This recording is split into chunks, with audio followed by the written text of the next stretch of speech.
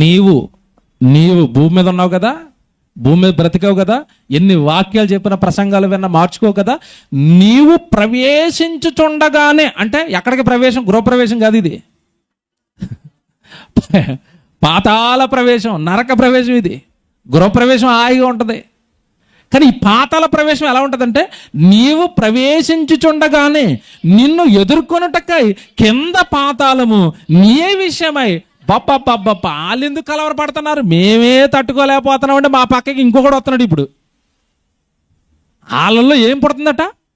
కలవరం కలవరం కలవరం కలవరం. ఏటి నువ్వు దేవుడిని నమ్ముకోలేదా? భూమి మీద ఉండగా నువ్వు దేహాన్ని దేవుడికి ఇవ్వలేదా? నువ్వు లోకం కోసమే బ్రతికేసావా? ఒరే, లోకం కోసం బ్రతికినవన్నీ లోకంలో ఉన్న వాళ్ళందరూ కళ్ళ ముందు వదిలేసి వెళ్ళిపోతున్నారని తెలిసి కూడా దేవుడి కోసం జీవించలేదా? దేవుడి సన్నిధిలో లేవా? నువ్వు మా బోటివాడు అయితివా? నువ్వు మాకులాగే బతికావా భూమి మీద? ఎంత బాగా మాట్లాడతారంటే, అది నిన్ను చూచి ప్రేతలను రేపుచున్నది, భూమి మీద పుట్టిన సమస్త శూరులు జనుల రాజులు అందరినీ వారి వారి సింహాసనము నుండి లేపుచున్నది, వారందరూ నిన్ను చూచి నీవునో మావలే బలహీనుడి వైతివా. అండర్లైన్ చేయండి. ఏట్రా, అమ్మాయికి బలహీనుడు అయిపోయావా?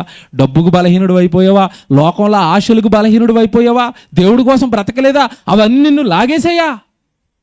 మాకులాగే బలహీనుడు అయ్యావా?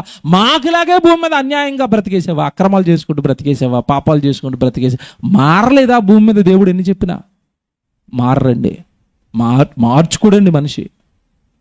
క్రైస్తవులు మార్చుకోవడం లేదు. అదే రోమపత్రిక 12:1-2, మీ మనస్సులు మారి రూపాంతరము పొందాలి. రూపాంతరం, మీ మనస్సులు మార్చుకోండి అంటే దేహాలను దేవుడికి ఇవ్వాలి, అది పరిశుద్ధుడి స్వభావము.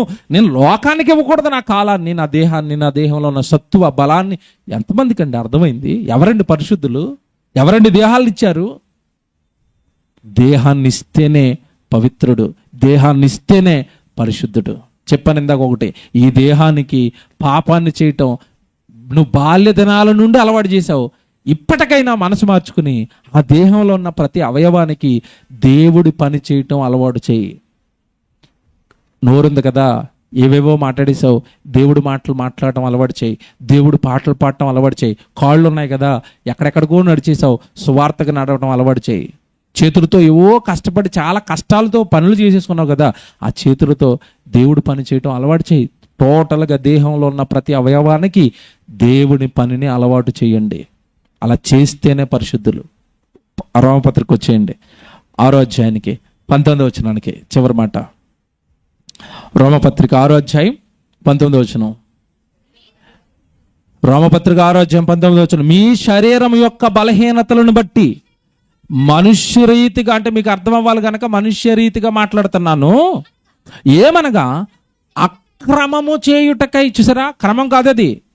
నీకోసం నువ్వు బ్రతకటం, పాపాలు చేస్తూ బ్రతకటం, శరీరంతో నీ ఇష్టాలు నెరవేర్చుకోవటం, అది అక్రమం. మీ దేహాలను దేవుడు ఎందుకు ఇచ్చాడని రాయబడింది బైబిల్లో. మీ దేహములతో దేవుని మహిమపరచండి అంటే నీకు మహిమ తెచ్చుకునేవి, నీ ఆశలకు మహిమ తెచ్చుకునేవి, దానికి ఉన్న ఫలాలన్నీ నీ కోసం వాడేసావు. అది అక్రమం.